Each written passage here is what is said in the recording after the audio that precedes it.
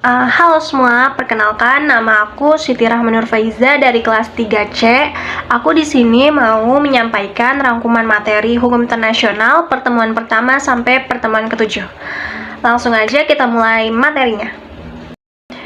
Nah, pertemuan pertama, dosen membahas tentang kontrak perkuliahan.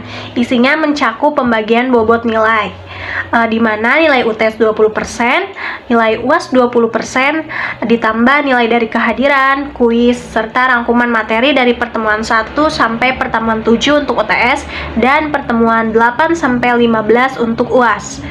Nah, kita juga akan membuat video YouTube dan tugas kelompok. Terus rangkuman materi wajib ditulis di binder dan difotokopi lalu dikumpulkan ke PJ. Nah, setelah itu dosen juga menekankan bahwa attitude mahasiswa itu penting. Jadi kita harus berpenampilan sopan juga, menjaga etika dan bisa memanfaatkan relasi dengan dosen. Nah, selain itu mahasiswa juga diwajibkan membeli buku hukum internasional sebagai pegangan belajar. Selanjutnya, pertemuan kedua. Nah, kita mulai ke pembahasan tentang pengertian dan istilah dalam hukum internasional. Hukum internasional dikenal dengan berbagai istilah, seperti hukum internasional publik, hukum perdata internasional, terus hukum antarbangsa, hukum transnasional, sampai hukum kemanusiaan internasional. Namun, istilah yang paling umum digunakan adalah public international law. Dulu, hukum internasional hanya mengatur hubungan antar negara, tapi sekarang juga melibatkan organisasi internasional, individu, dan bahkan perusahaan transnasional. Nah, istilah hukum transnasional muncul karena banyak masalah hukum internasional yang melibatkan unsur publik dan perdata sekaligus. Misalnya, negara menyewa pesawat dari perusahaan asing untuk kepentingan publik. Jadi, kita bisa simpulkan bahwa hukum internasional sekarang punya cakupan yang jauh lebih luas dan kompleks. Selanjutnya ada pertemuan ketiga. Nah, di pertemuan ketiga ini kita membahas tentang sifat dan perwujudan hukum internasional, serta perdebatan apakah hukum internasional itu benar-benar hukum. Nah, mari kita bahas. Hukum internasional bersifat koordinatif, bukan subordinatif seperti hukum nasional. Artinya, semua negara punya kedudukan setara dan tidak ada satupun yang berkuasa atas yang lain. Tidak ada badan supranasional yang bisa memaksa negara. Bahkan PBB pun tidak bisa mencampuri urusan dalam negeri negara anggotanya. Nah, perwujudan hukum internasional bisa berbentuk perjanjian bilateral, multilateral, regional, atau universal, tergantung jumlah pihak yang terlibat. Selanjutnya, berbeda dengan hukum nasional yang punya polisi, jaksa, dan pengadilan. Terus hukum internasional tuh hanya mempunyai lembaga seperti ICJ, ICC, dan arbitrase internasional, tapi tanpa aparat penegak hukum yang tetap. Selanjutnya muncul perdebatan apakah hukum internasional benar-benar hukum? Augustine berpendapat bahwa hukum internasional bukan hukum karena tidak ada lembaga pembuatan aturan dan paksaan. Sedangkan Oppenheim berpendapat sebaliknya, hukum internasional adalah hukum yang sesungguhnya karena memiliki aturan, masyarakat atau negara-negara, dan jaminan pelaksanaan meskipun lemah. Jadi, bila disimpulkan bahwa hukum internasional tetap sah sebagai hukum walaupun lemah dalam penegakan sanksi. Selanjutnya kita masuk ke pertemuan kelima. Berhubung dosen yang nggak masuk di pertemuan keempat kemarin, jadi kita langsung bahas di pertemuan kelima saja. Nah, pertemuan kelima ini kita membahas tentang sumber-sumber hukum internasional. Nah, yang pertama ada perjanjian internasional.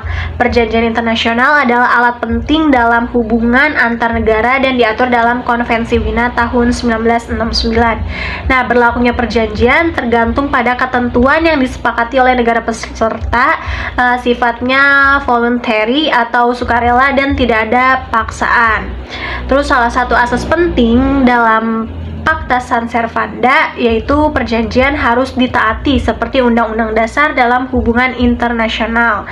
Dalam sistem hukum Indonesia, perjanjian internasional diatur dalam pasal 11 Undang-Undang 1945 dalam Undang-Undang Nomor 24 Tahun 2000. Yang kedua, kebiasaan internasional, yaitu praktik umum negara-negara yang dilakukan terus-menerus dan dianggap sebagai kewajiban hukum.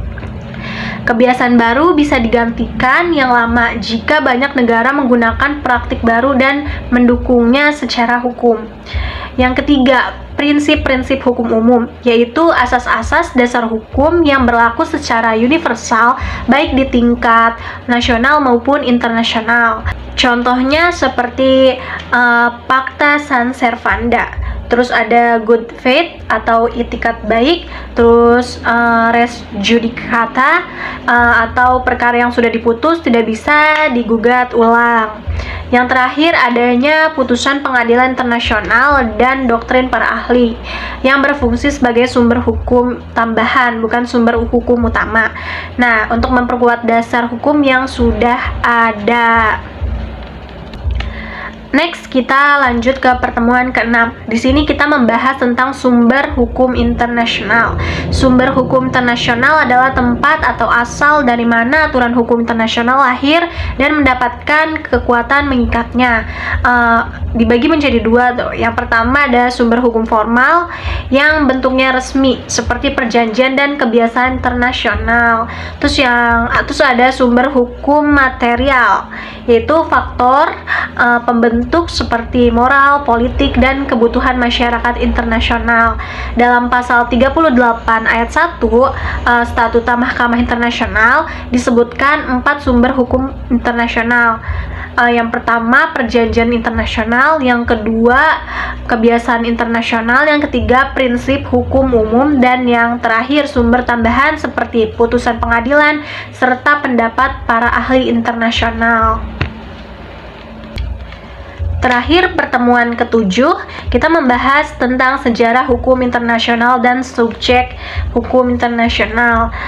Sejarah hukum internasional berkembang mulai dari masa kuno dengan adanya perjanjian Kades tahun 1259 sebelum Masehi antara Mesir dan Hiti. Lalu berlanjut ke masa pertengahan, Renaissance, abad ke-19 setelah Perang Dunia I dan II hingga masuk ke era kontemporer saat ini. Subjek hukum internasional adalah pihak yang memiliki hak dan kewajiban menurut hukum internasional serta bisa menuntut dan dituntut. Menurut Martin Bison, subjek hukum internasional adalah entitas yang memiliki kemampuan untuk memiliki dan menjalankan hak serta kewajiban dalam hukum internasional.